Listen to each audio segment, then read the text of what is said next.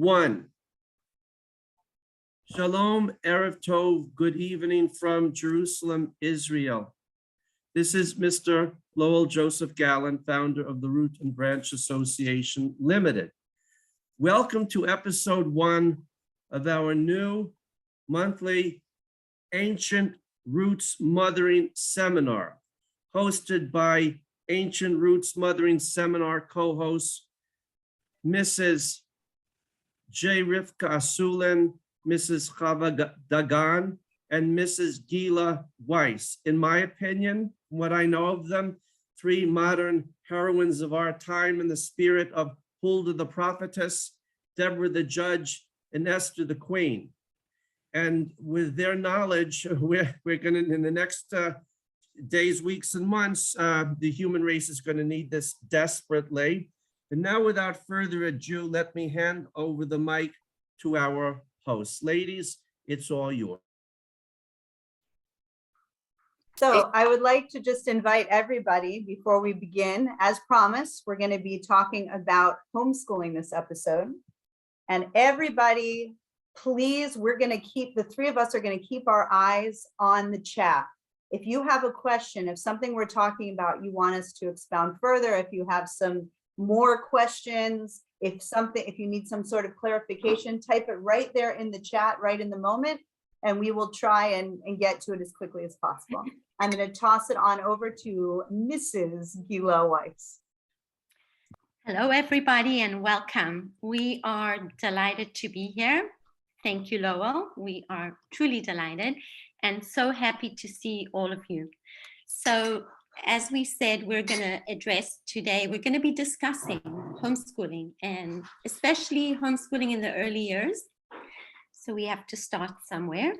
And I just wanted to start with a short story.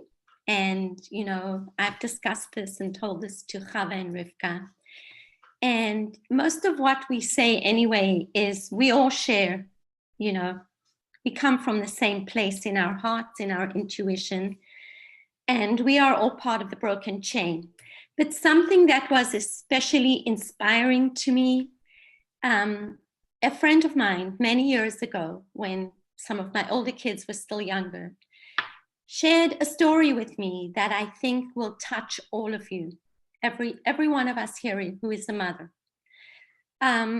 or a sister, or an aunt, or a grandmother. And she said that she was called to school, one of her younger kids, and I don't remember the exact age, but she was called to school. Her child had done something. Children do things. I don't remember the details, whether it was, you know, tearing up homework or not listening, or maybe not writing down, or maybe it wasn't the first time.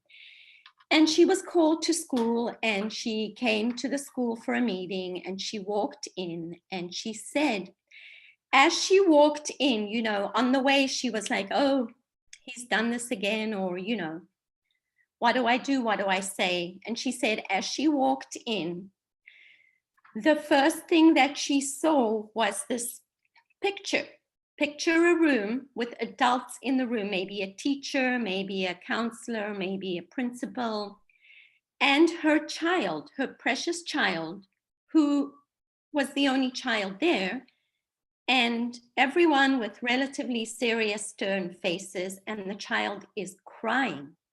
And she said, as she walked in, she saw her child scared, hurt, crying, confused, yet nobody was addressing that. And she said her instinct was to walk over and hug her child. And she said that that's exactly what she did. She said she walked into the room and went straight to her child and hugged him. And she said, are you okay? 3 simple words. Are you okay? So powerful. She connected at that moment with her child and said, I'm your mother. I'm here for you. Are you okay? And she said that changed everything. And that is something that has inspired me in moments where I think maybe, you know, we all have those moments. And that is something that we can each hold on to, especially in moments where that's not what's expected of us. Hug the child, be there for your child. First of all, is your child okay? Children do things, you know. So I'm going to leave it at that, and I'm going to ask Chava and Rivkah to add, because I don't want to interpret the story for you. I just want to share it with you. So the thing that struck the three of us so poignant about this story was the connection between mother and child. And that's really what this is all about. That's what our podcast is all about. Everything we're going to talk about is parenting from that Bina Based position of listening to your intuitive wisdom, connecting with yourself, with the people around you, deep, meaningful relationships, and natural, logical emanations and conclusions that come from there. My question here in this story, to stop right there, is what happens when you eliminate the middleman, in this case, the school? What happens when you take that, all the authority roles coming in, looking down sternly at the child and looking expectantly at the mother, you know, are you going to support our position, whatever? What if you take that all away? And now we just kind of shine the spotlight on the mother and child. And so to do that, now obviously we're talking about homeschool. We're talking about getting the school out of the picture. So let's go to the beginning. We're going to talk about homeschooling very young children today. If there's still an interest, we can make another podcast about homeschooling older children. We want to give you what you want. And the Q&A is a very critical part. We want to hear what questions you have, what direction you're moving in. But let's start at the beginning. You have a baby, you have a mother, hopefully a father involved in as well. And you don't send the child to ma'on or to preschool or whatever. In Israel, it's very common to send a child as early as 6 weeks to send them into some sort of institutionalized setting.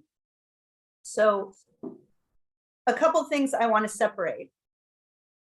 We actually had a conversation with Lowell a while ago about what is sending a child out to an institution or to a school or something like that.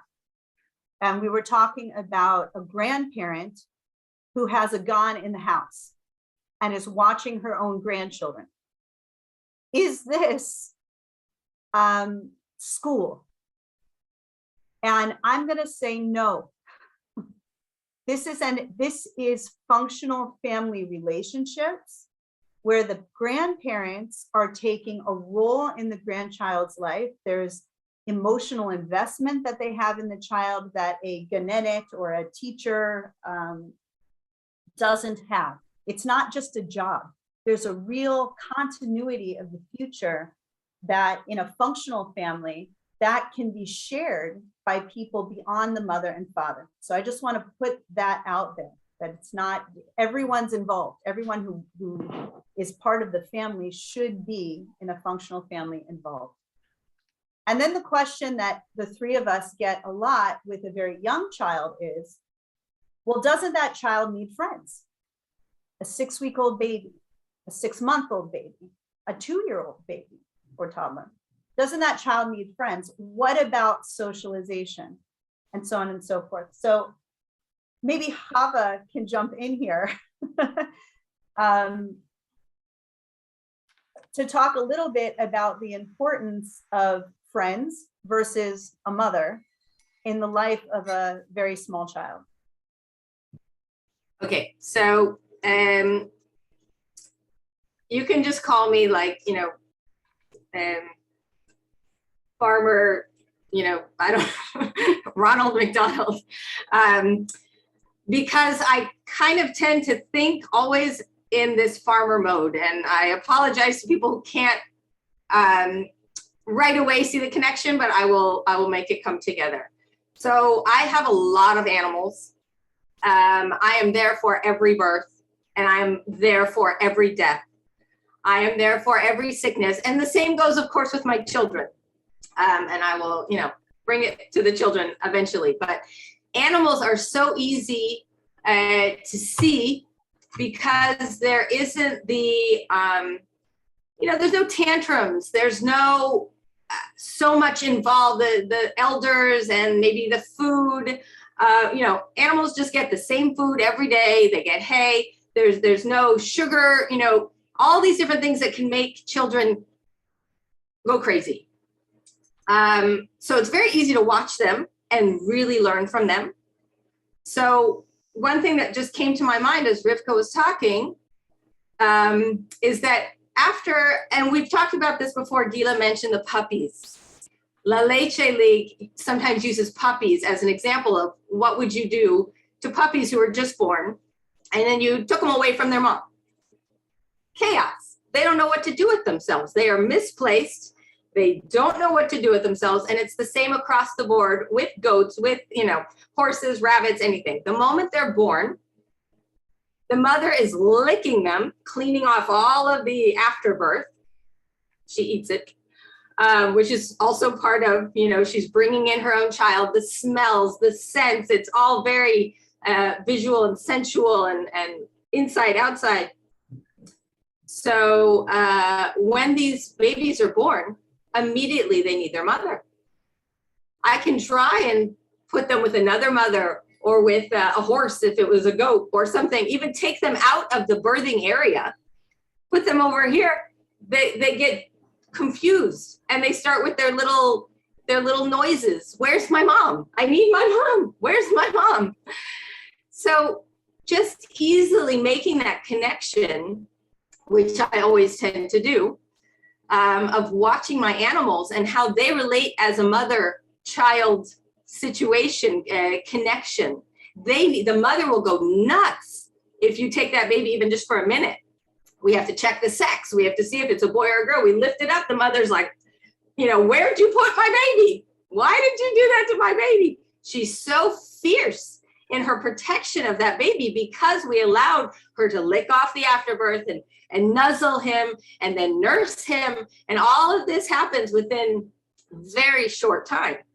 And once that connection is made, forget it. You can't ever separate them. I let them graze. And the mother is always, always making sure the baby is right around the area, never goes too far. And if she does, she's checking out, with their little noises. Where'd you go? Come back here. And they communicate. So that bond is then complete and very strong, very strong. Nothing can break it, nothing. So carrying over to humans, as all of a sudden we've got grandma telling, oh, you should put him here. You should do this. You should let him sleep in the other room. You should let someone else hold him. And the mother might feel, very against that inside of her. Her instincts are telling her, no, that's not right. I need him right here. But mother knows best, or the sister or the aunt or whoever it might be. And so she lets it go in that private little area to go get clean, to go get changed, to go maybe get a bottle, whatever. And then that is broken, even though it's subtle, but it's broken. And then from then on, well, I'll put him in the ma'on. Someone else can, but holding on right after birth to that connection. And then that carries on for the rest of their lives. And then on to how they are birthing their children. And then of course it would continue. I've never met a mother, and lots of mothers come to me because they know I'm a homeschooling person, so people will send them to me. I've never met a mother who has enjoyed putting her child in ma'on, who's felt really good with it, who's been happy about it. Every mother that I've met has talked about crying, not being able to focus on anything the whole time the child was away. Feelings of uncertainty. Is this right? Am I doing the right thing? And most mothers will cite the other mothers or parents, or just like Chava listed, all the people who are telling her this is what you do, as saying, well, I can do it because they did it. And they say things to build up each other, like, it's hard at first, but it'll get easier. It doesn't, yes, it's normal to be crying and be upset, but you'll get used to it. And these are all subtle, not so subtle messages telling mothers to ignore their instincts. I mean, honestly, we're going to, Bezrat Hashem, do a podcast on birth because it starts way before this. But these are all messages being given to the mother. Don't listen to your instincts, push the kid away, put them somewhere else, and lots of stories. They need socialization. They need to not be so dependent on you. They need to not be manipulating you. They need to make friends. They need to be away from you. It's good for them. It's healthy for them. When there's nothing really to support those statements at all, except people who want their kids to be outsourced. So I couldn't agree more. And as we have spoken, Rivkah and Chava and I together, we are all of us here, and including the fathers, all the mothers and the fathers, welcome to the fathers. We're all part of what we call the broken chain. And this is the chain that was unbroken for many, many years. I want to say, let's go back 50 years, 70 years, 100 years. If we go back to our great-grandparents, or some of us maybe great-great-grandparents, we'll find customs, no matter where you're from, whether you're from Morocco, Syria, Belgium or Poland, you'll find customs that were family customs and community customs.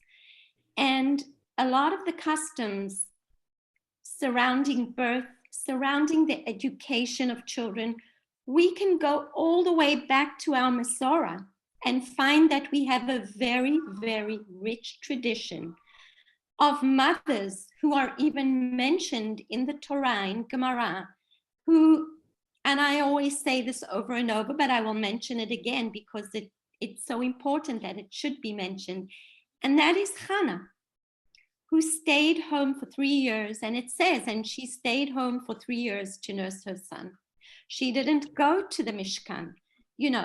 How important, how celebrated. And in today's society, we have tumbled our parents, our grandparents into this very modern, we're all modern, but modern can be with a strong ancient foundation.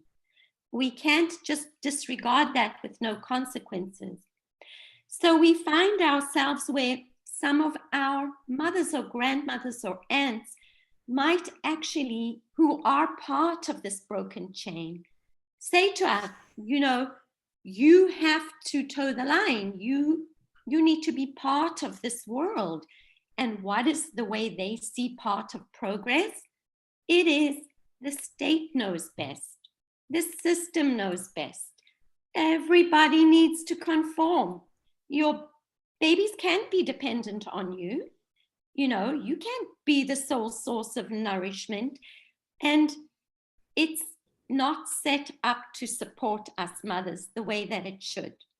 So we have these opportunities today, all of us, to reconnect with ourselves, our ancient mothers.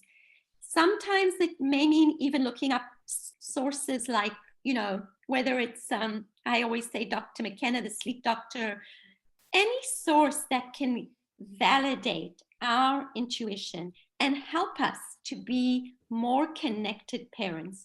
Our children are not suffering from not enough chinuch, not enough chinuch and gevura. Our children, this generation, is sorely lacking in that strong, loving, nurturing parent connection. And we all mean well, and we think we are doing best by our kids because we are ourselves conditioned that we're not the experts. Yet Hashem gave us this awesome gift, responsibility to bear these children and raise them. We are the experts. That does not mean we have to sit home and educate them all day long, but we can decide, we think they need X, Y, and Z. Maybe they need tutoring. We can facilitate. We can be the nurturers and hire a tutor. We can choose a class that suits them. We can see that maybe they're focusing on something. And Melech Shlomo said, Chanoch Tana al pi darko shelo yasur mimeno, which means educate your child in his way so that he won't rebel later in life. And there's no guarantees for anything in this life. But this is something we should take to heart. That should inspire us to own back that we connect with our children. The relationship is the most important thing. Everything else we can hire, we can farm out, but we need to be the number one. Rivkah, Chava, right? Absolutely. And one thing that I noticed, and I think we talked about this in the interview before, is this fierceness is missing. The fierce mother to protect her child from the craziness that's going on now, including the school system, is missing. The mothers are just kind of, well, I don't have time, or excuse, whatever. And then handing that child over, knowing that there's right now, especially the masks and the, all the mess. When that should not be any part of parenting. Where's the fierceness? Where are the mothers standing up with claws and baring their teeth saying, you will not harm my child, and then bringing him back home, no matter how hard it might be in the beginning. Afterwards, it's so much fun, but making that adjustment sometimes, of course. But it doesn't matter because you're willing to take on, to protect the child that you were given, this responsibility to fiercely protect him, fiercely, no matter what. You're going to fight. And then this is literally a war zone out there right now. And where's everyone standing up? And thank God people are starting to homeschool, pulling their children out. It's taking a while, but this fierceness is missing. And that's what I'm hoping, that, the clicks will start happening and this will open because it's part of mothering. So Gilla and Chava have both talked about the broken chain that we're in, that we need to solder. And the fierceness that should come with being bonded to one's child, and where is that and what's happening. And so this kind of would segue for me into one of the questions that I got early on when I had young children home. So young children meaning under 3, was people saying, what do you do all day? What do you do all day with a little child? I couldn't do that. I need to use my brain, that kind of thing. So what we are doing all day long, and Hashem has set up a perfect system for it, is we're creating the foundation for the entire family, the future relationship with the child, so that we become the experts. We know the way of the child, and we are bonded with that child. I was telling my children, you can never rebel against me. And they were like, whoa. I was telling my teenagers that you can't rebel against me. And they were like, do you really think you have that much power? I said, I do. And I'll tell you why. Because at the bottom of it all, I love you. And there's nothing that's going to stop that. Nothing you can do is going to stop that. You can make different decisions from me. You can whatever, but you're never going to be able to rebel because you're always going to be connected to me. There's no way to get out of that. And so how did I get here? none of, I wasn't born knowing how to raise kids. And the truth is, and here's pro tip, parent hacking. None of us are. None of us are.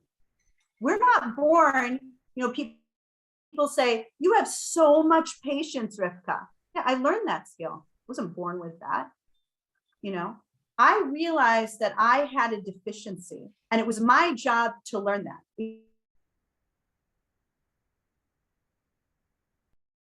And myself, who needed to eat.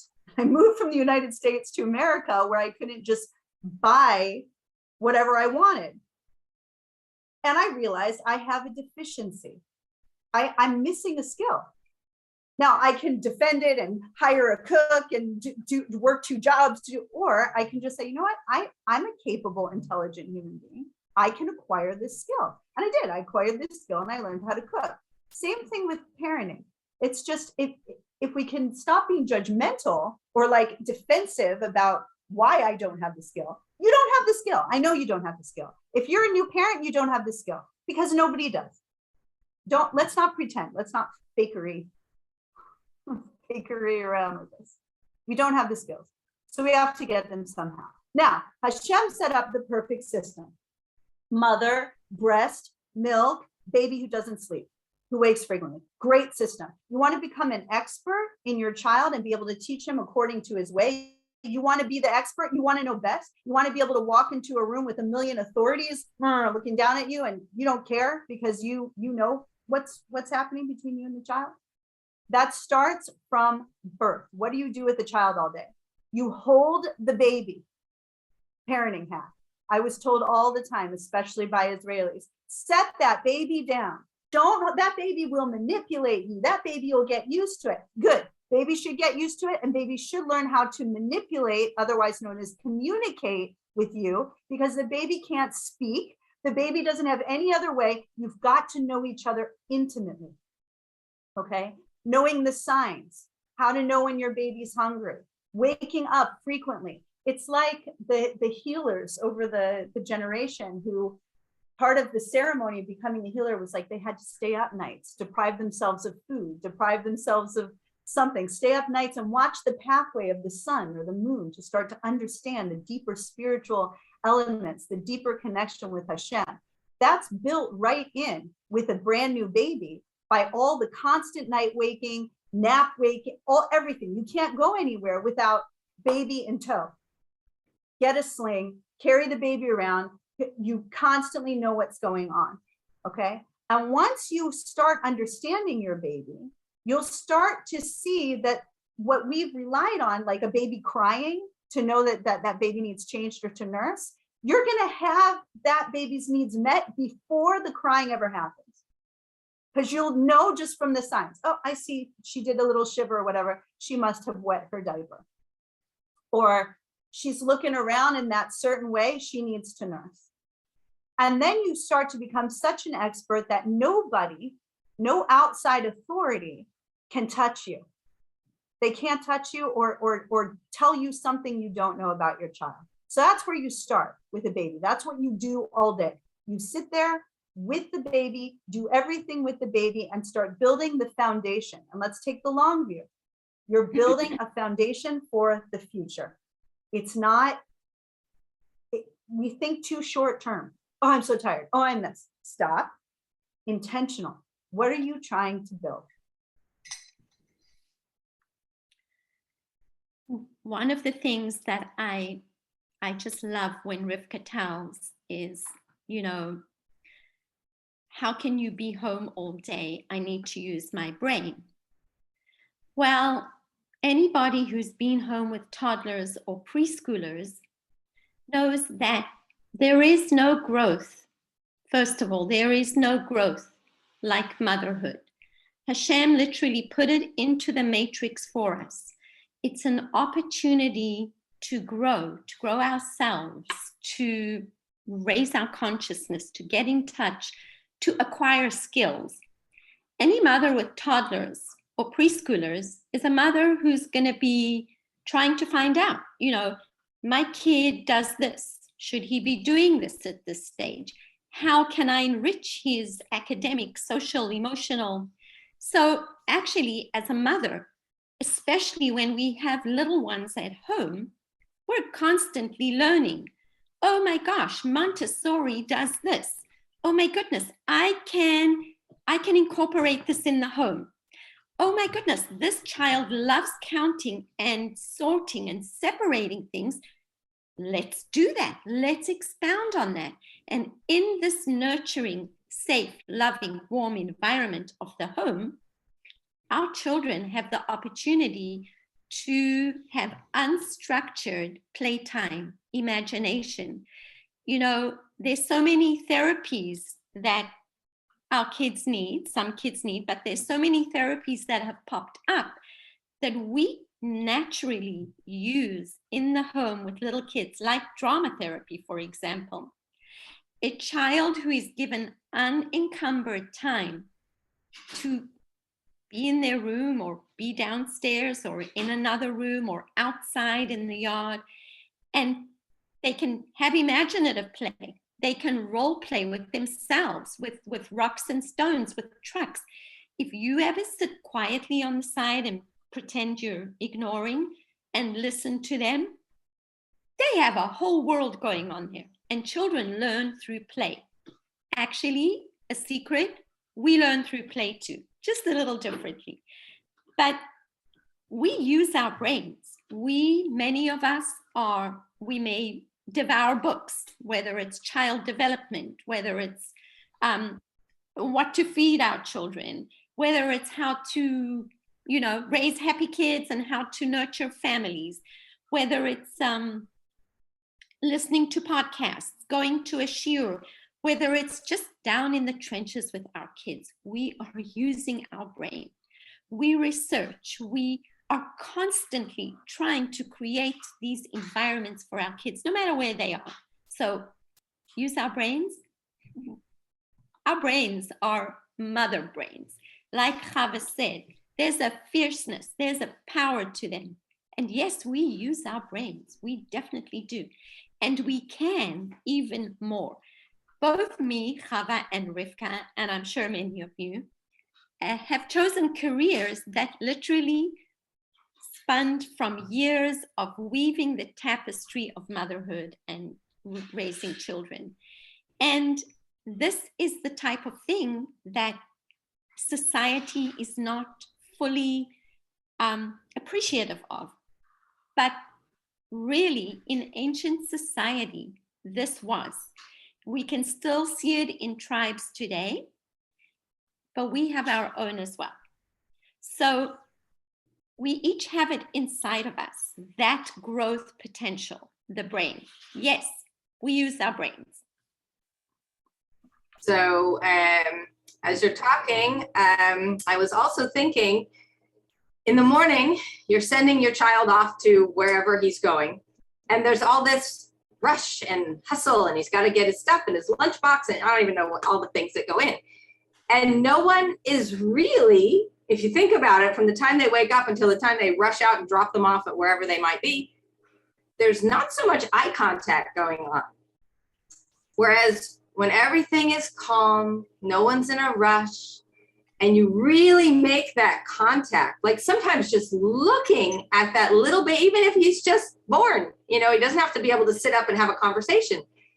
That eye contact and taking the time to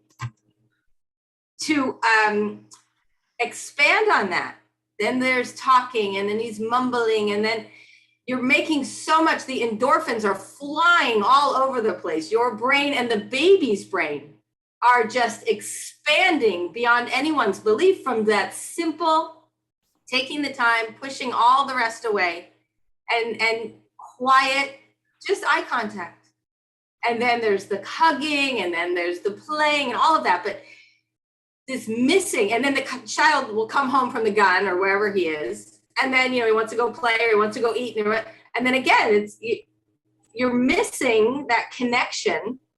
That when you're talking about brain, which is why I'm even bringing this up, the development of the brain does not happen when he's being told what to do, when to sit, when to go pee, when he can eat, when he has to take a nap, someone's always telling him what to do, and he doesn't even know where he is half the time. But when he's just can make eye contact and look into his mother's face, his brain is just neurons are exploding everywhere. That's where intelligence comes from, right? It's not from only what you learn. How much have I learned from my kids? We are not here to teach them. We are here to guide them. We are here to give them support. But how much are they teaching us? They are our little teachers. And just looking in their eyes, how much is learned from them and from the mother? I mean, eons, you can't even get into the depths of that. Well, another question that we get a lot is, I couldn't do that because I'm an Ola Hadasha. I couldn't do that because my kid needs to learn Hebrew. I couldn't do that because we're Balei Chava or we're converts and the kids need to be in this kind of, so it's very important that my kids are in school. Chava and Gilla, maybe you guys want to answer that a little bit, speak to that. I can just talk a little bit about, I myself was an Ola Hadasha. My experience is a little bit different because my husband is Israeli. So we do have Hebrew in the home. But we mostly speak English, inside the home, and the children go outside and everyone wants to make friends and at the playground or wherever, and they pick it up, plus tutoring, plus the computers, plus music. I mean, anything, it can come from anywhere. You hear it and it becomes, children pick up languages like, so fast from everywhere. And they have their brain and they want to understand what's going on. If I go to the post office and I'm speaking Hebrew, they're listening. If I've got the TV on, or not the TV, the radio or whatever it is, they're listening. They want to understand the song. They want to understand what's being said. And this is the way brains are just the curiosity has brought it out. And so my children, not because I push this Hebrew thing on them, they pick it up. Not to mention one big thing for me when I learned Hebrew was when my children were, little, I would read to them everything. And I would start with, because my Hebrew was so bad, I had nothing. I would start with children, tiny, like there's a few words there. And I would read. They don't care about my accent. They don't care that I mess up every single letter along the way. But as I'm learning and they're learning, I learned from those books. I learned by reading out loud to my kids in Hebrew with baby books. When I graduated to the next harder book with a little less pictures, as they're also graduating along with me, and they're hearing it and they're understanding it and they're picking it up very quick. Chava, thank you so much for that. Because what you're actually telling everyone is homeschooling is parenting. You learn along with your kids and your kids learn with you. And I always say, I have no regrets, no matter what my kids learned or not, because I've learned so much.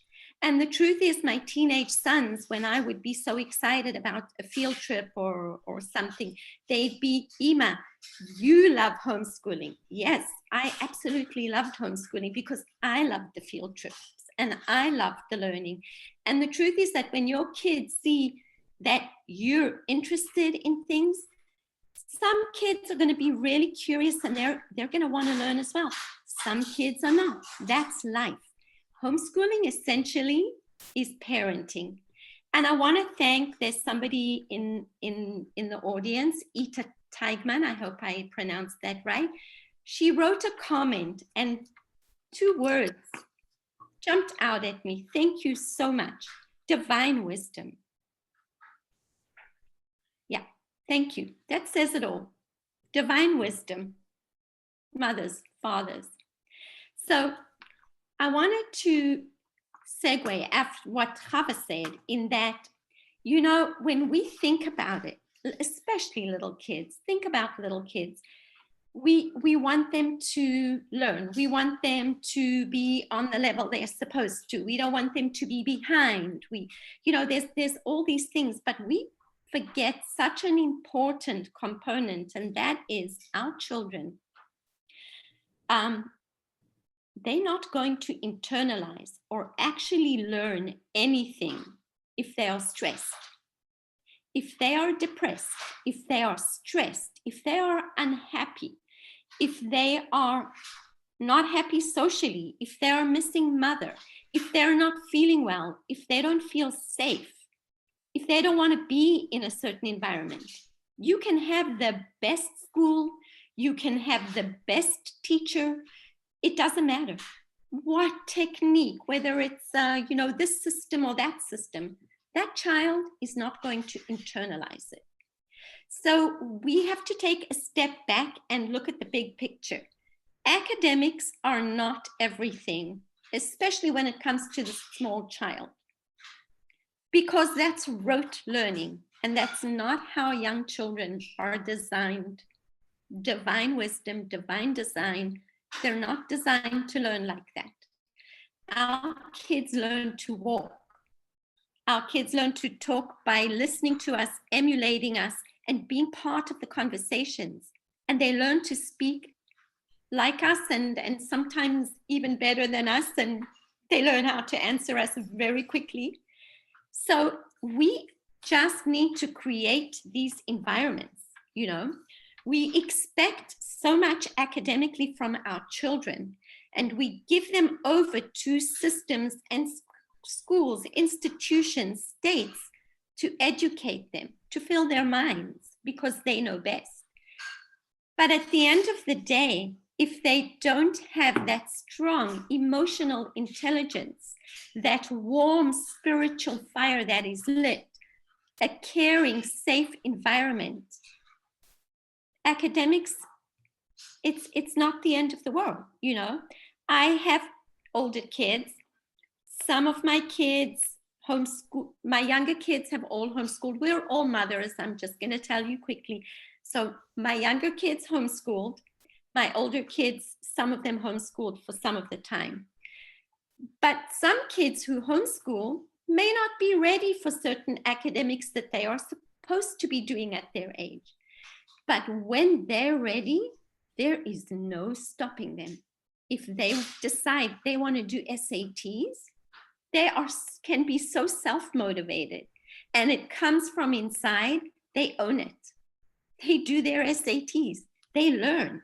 They didn't need to be coached for 2 years and have practice exams.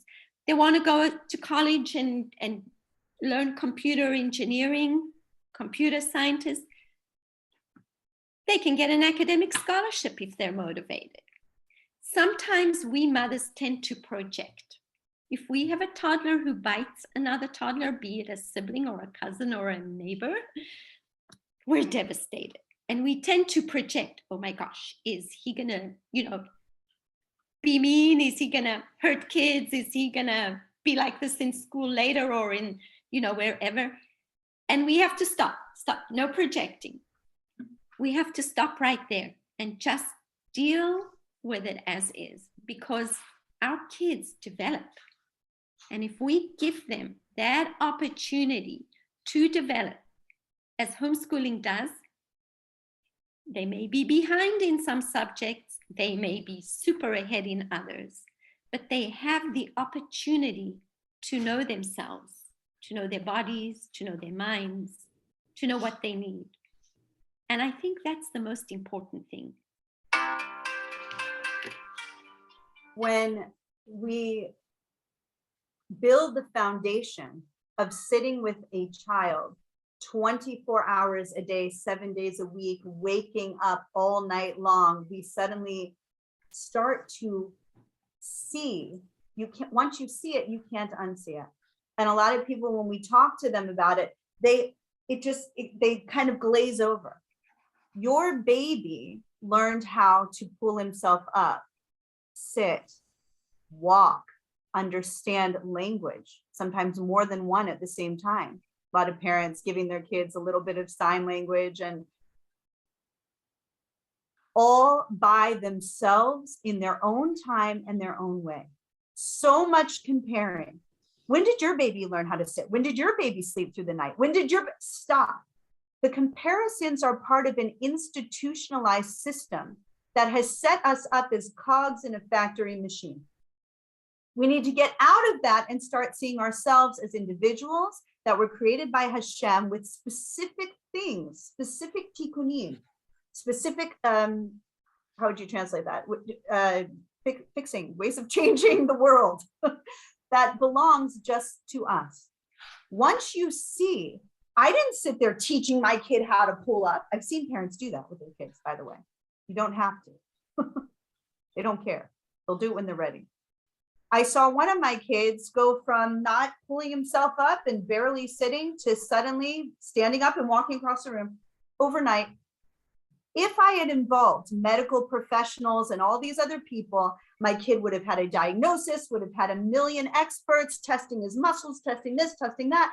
But I set a foundation of trust where I knew between me and Hashem, between me and myself and what I was observing, and between me and my child.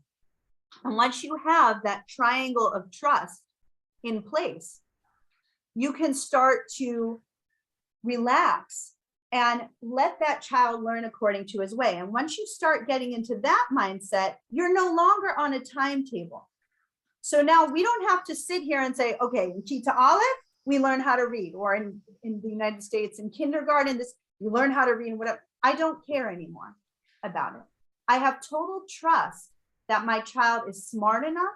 He's already done so many amazing things, walking, speaking, learning a language. So hard for me to learn a language, but this kid can do it as a little tiny baby.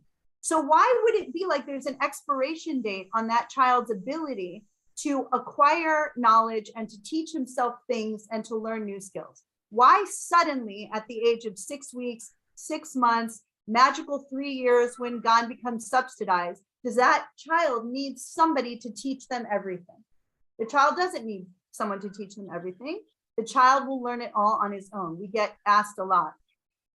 Cannot tell you how many times people come to me and I'm looking for a curriculum and I need, I want at least a foreign language and I need, 3 hours a day of, science because, his father's a scientist, whatever. And I go, how old is the child we're talking about?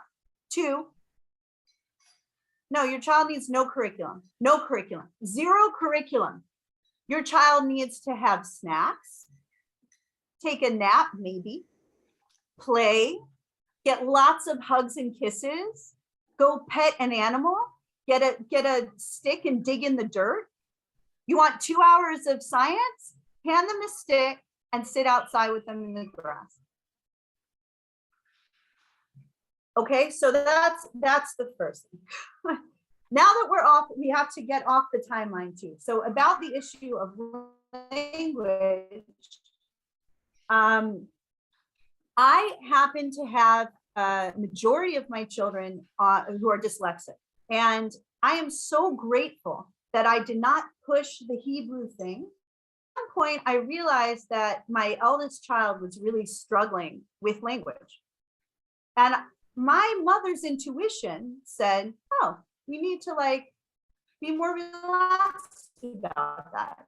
She needs more time with that, which is an interesting point because I didn't say, oh my gosh, there's a deficiency in my child. I need to go to the doctor and I need to go to a child psychologist and I know to a speech pathologist and a therapist and I need to get the Genenet and I need everyone involved. And then wait, Genenet, what do you think? Oh, there's a problem. Oh my gosh. Yes, let's have a meeting. Get the yoetz. That was not my way.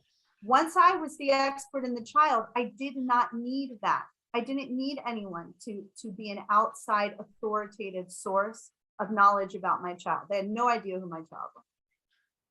And so when I saw that my daughter was struggling with language and I knew that dyslexia ran in the family, I had a pretty good idea about what I might be looking at. It runs in my husband's side of the family, so I didn't have any firsthand knowledge of it. And I realized once again, and this is where we have to let our egos out of the way, I had a deficiency. I didn't know anything about dyslexia, except people reverse their letters. It's not people reversing their letters. But I had to read tome after tome after tome and consult with different dyslexia specialists and whatever. I didn't take my kid to them. But I got on the phone, explain this concept to me. I don't understand this. I had to become my own expert in what I was looking at, and then make my own curriculum or my own conclusions or my own plan for how to move forward with my child. And so I didn't worry about the Hebrew, even though we're an English speaking house. And people were saying, what about the Hebrew and whatever? And I said, this is a 2-year-old. This is a 3-year-old. This is a 5-year-old. They've got their whole lives ahead of them. They don't need to have Hebrew today. They can have Hebrew when they join the military. They can have Hebrew at 15. They can have Hebrew at 11. I'm not worried about that right now. Right now, I see that there's a language issue, and I'm trying to sort that out and make that nice and smooth and stay focused on that. I don't need any other outside interference. And I'm very, very glad I did. I know that we're wrapping up in the next few minutes, so I'd like to invite any other questions if people want to unmute themselves or type in a question. Yeah, please type in questions and we'd be happy to answer. I wanted to just touch on the language for hopefully just 3 minutes. And so we live in the US. I made Aliyah as a teen to Israel. But I live in the US. My husband is Israeli. Kids pick up languages. It's amazing. You know, try speaking a language with your spouse or parents or siblings that your kids don't understand. They're going to find out very quickly. They're going to want to understand what you're saying, and they pick up. My youngest son has Down syndrome. He has been homeschooled since birth, and he's now 13 years old. He's very communicative.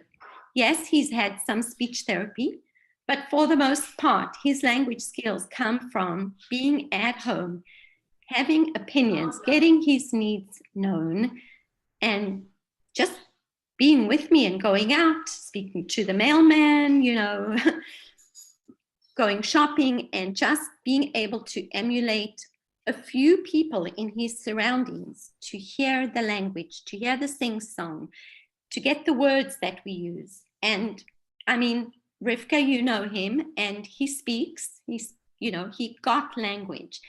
He is not fluent in Hebrew, but he knows a bunch of words and can say a few things. He can say a few things in Spanish. He's never had a lesson. Kids pick up, even kids with special needs. And I think that once we recognize that innate divine wisdom, you know, we can relax a little bit. And I wanted to quickly mention, Chava spoke a little about this, was oftentimes, especially with young kids, preschoolers, toddlers, we're going to homeschool them. We might see that they are super cranky. And when we homeschool, our kids can snack whenever they want. They're thirsty, they'll get a cup of water.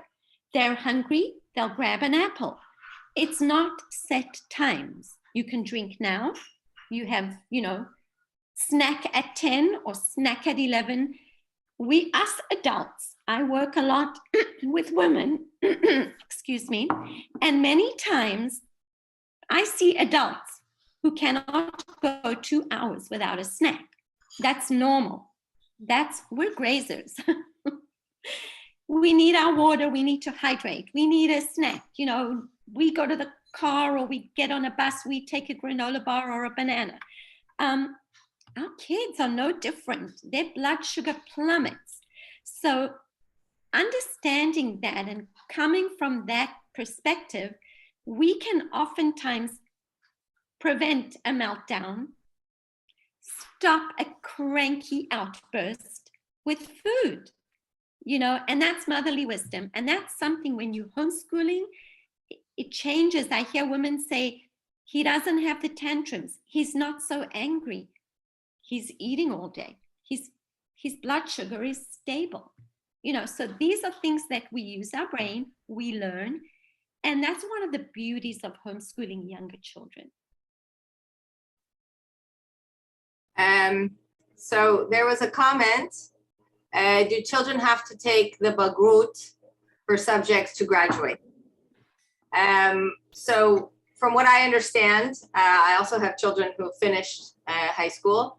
There is an equivalent of like a GED and that they can go take separately at their own time, or evening classes or whatever. So your child has that option if that's important to that child. I have children and it was not important to them. They walked away and they're perfectly happy because they made that decision for themselves without pressure from me.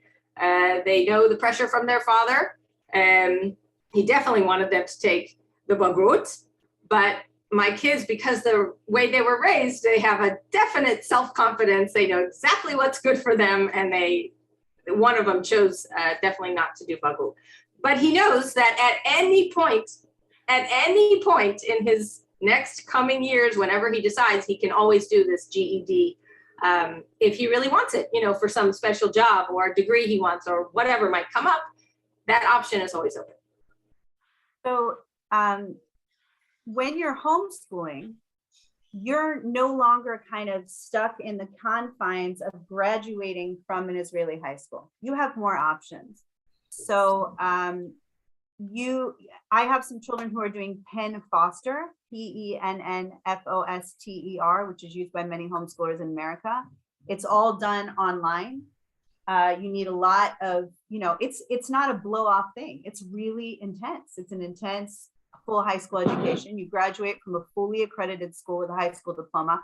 I'm not endorsing any one particular thing. I'm just telling you that's what we're personally using for a couple of the children.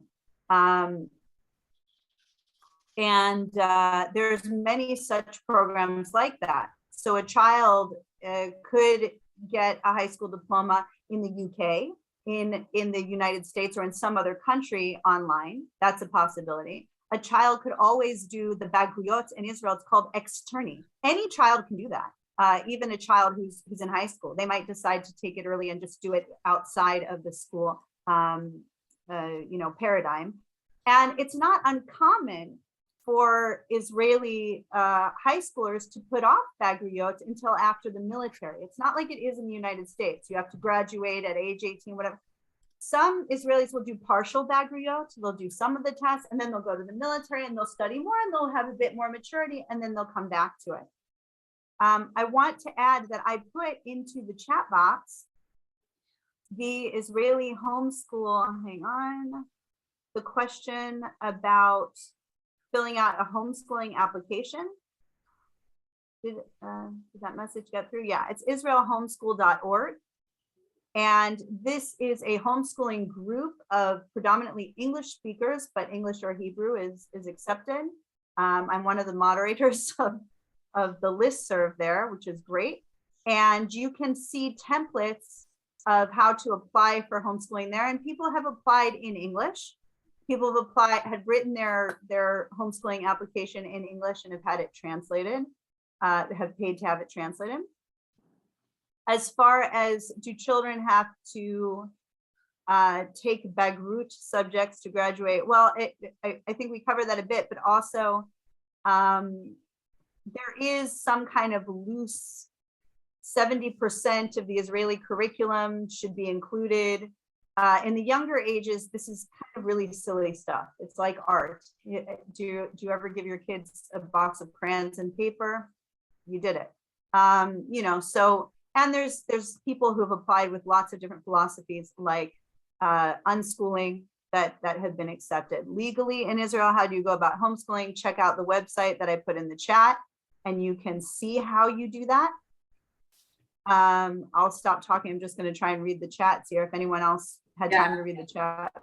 I saw one of the comments was, that you like everything that you're hearing here about homeschooling, but when your kids are home, they really fight a lot and you feel like you're spending more time breaking up fights. Hello, welcome to being a mom. It's life. So I'm going to actually, first and foremost, I'm going to quote Rivkah. Hope you're okay with that, Rivkah. Can I tell you? Because I just think it's amazing. And Rivkah tells how when she walks into the room and there's someone who is instigating it, she beelines straight for that child and she hugs the child. Not, like restraining, but hugs him and whispers in his or her ear that she loves him, calms him down with quiet, gives him just touch, touch. And then gently moves on to, please come have an apple, or please come have some yogurt, and diffused. So that's one way, which is amazing. And it often just diffuses everything. And then, yes, when kids are only home together for 3 hours a day, after holding it together, kids in school are amazing, really amazing. They hold it together all day long. They may need to go to the bathroom, they hold it until break. They may feel hungry, they control themselves the best they can.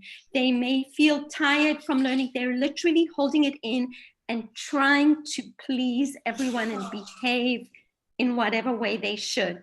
So when they get home, their siblings are who they feel the most comfortable with, and they can just be free and let it all out and take their annoyances out on each other. So when they're only home for 3 hours of wakeful hours or 4 hours after a hugely stressful day, you're going to have more fighting.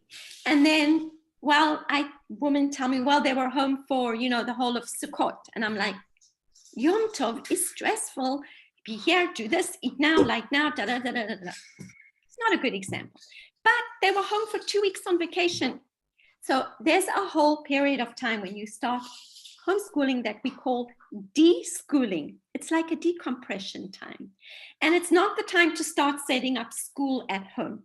It's the time to just connect, do a lot of nothing, and then specifically to the kids who fight. So I really recommend trying different techniques and maybe even reading books about how to diffuse these situations and to essentially empower the kids to have their own tools and be less reactionary. Because when we react, it feeds the flames of their outbreaks and fighting and things like that. And so really with love and kindness and warmth, to try and have a little time with each child, a few moments, a few words, a few hugs, and to also try to encourage the nurturing of each other.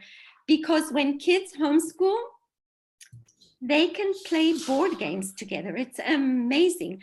I have 5 boys. 3 are very close in age and one's a little older. They hang out with each other. And even the older one, when he's home, will hang out with the younger one. They go out to eat together. They just hang out with each other. And I look at that and I'm like, they fought when they were younger. They definitely did. They had words between them. There were some who would sit at the table. I always like to tell this to specifically. And literally one of them would say, he's looking at me. And I'm sure you're all familiar with that. And now they actually hang out with each other. So I know I'm not giving you the great specifics, but there are books, and today we have podcasts and just little tips to start. And hopefully it's never too late. It's never too late. I always say it's never too late.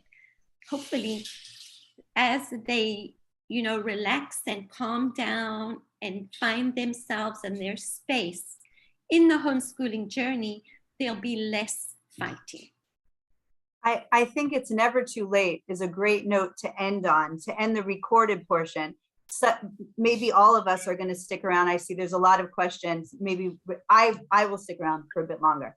And then I'm going to say some really controversial things as soon as we stop recording. So get ready for that. Lowell, is there any final comment that you would like to say before we end the recording? Well, actually, I haven't gotten to that point of writing myself a concluding remarks script. So I'll leave the concluding remarks to you. I've only gotten so far as my 5-sentence introductory, but I'm working on the concluding remarks. I think Stick around because Rivkah's going to get controversial. I always do this in a Q&A that isn't recorded. Stick around, but Gilla said it. Gilla said, I speak for all of us. It's never too late. It's never too late. Even if you don't have the skills, or you haven't been using the skills, or you haven't been parenting like this, or you've been making different decisions, or you didn't stay up all night with your baby, nursing your baby, and you did send them into an institution when they were 6 weeks old, and they are now 15 years old, or 16 years old, or 17 and a half, it's never too late. It's never too late. And it can change the course of the entire future of your family tree. So thank you for joining us. We will close this now, the recording, and carry on.